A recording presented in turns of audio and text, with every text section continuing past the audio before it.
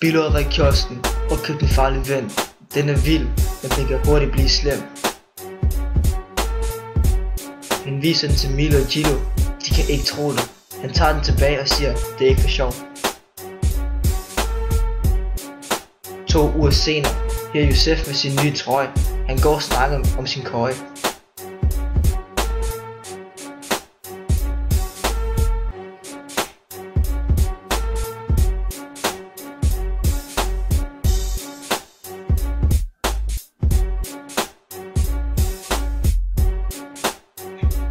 Han kigger rundt om hjørnet, derfor en øje.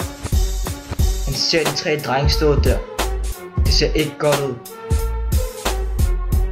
De går over til Josef og siger, hvad så er det jødsvin, hvor er det lam?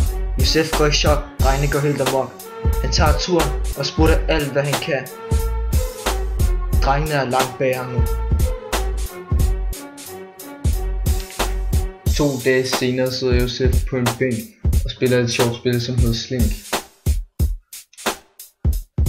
Bilo får øje på ham og peger. De løber hen til ham.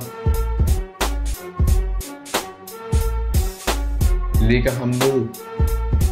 Milo sparker ham i hovedet og råber, din klamme jøde.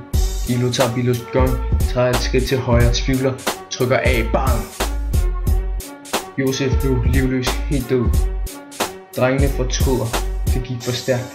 De hører sirenerne, spænder væk. Drengene var lidt for kæk.